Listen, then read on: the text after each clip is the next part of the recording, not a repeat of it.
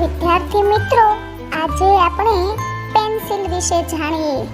આપણે શાળાએ જઈએ છીએ ત્યારે સાથે કંપાસ બોક્સમાં સરસ મજાની લાલ, પીળી, વાદળી, કાળી વગેરે અલગ અલગ કલરની તમે પેન્સિલ જે લાકડામાંથી બનેલી છે તે સાથે લઈ જતા હશો. આ પેન્સિલથી આપણે બુક પર, કાગળ પર લખી શકીએ છીએ.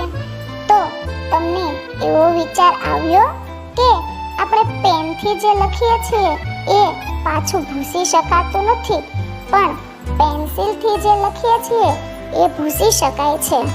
તો શા માટે આપણે પેન્સિલથી કાગળ ઉપર લખી શકીએ છીએ? તો જુઓ, પેન્સિલ છે એ કાર્બનના નાના નાના સ્ફટિકોમાંથી બનાવવામાં આવે છે. આ સ્ફટિકોને આપણે ગ્રેફાઇટ તરીકે ઓળખીએ છીએ. આ ગ્રેફાઇટ છે એ ગ્રીક ભાષાનો શબ્દ છે, જેનો અર્થ લખવું એવો જ થાય.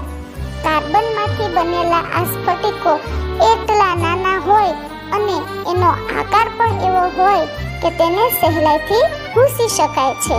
જો આનાથી ઉલટું આપણે પેન્સિલમાં કાર્બનને બદલે બીજી કોઈ ધાતુ લઈએ તો તેના વડે લખી શકતા નથી, કારણ કે ધાતુ છે એ સખત કે કઠણ હોય છે, તેથી આપણે કાગળ પર લખી શકાતું નથી.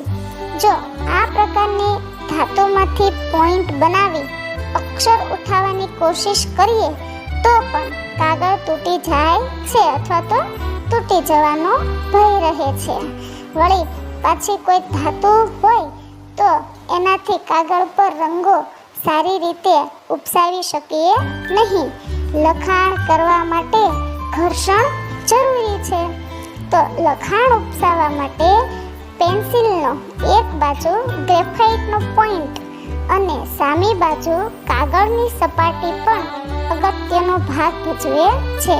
બંને પરસ્પર ઘસાય છે અને લખાણ ઉપસે છે. પેન્સિલને જેટલું વધુ દબાણ આપીએ તેટલા પ્રમાણમાં તેમાં ગ્રેફાઇટ વધુ ઘસાય અને તે રીતે લખાણનો આછો કે ઘેરો રંગ અથવા તો ઉઠાવ આવે છે. તો વિદ્યાર્થી મિત્રો, પેન્સિલથી આપણે જે કાગળ પર લખી શકીએ છીએ એની પાછળનું માત્ર ને માત્ર એક કારણ પેન્સિલમાં જે લાકડાની પેન્સિલમાં જે રહેલો છે ગ્રેફાઇટ, એ ગ્રેફાઇટના કારણે આપણે લખી શકીએ છીએ.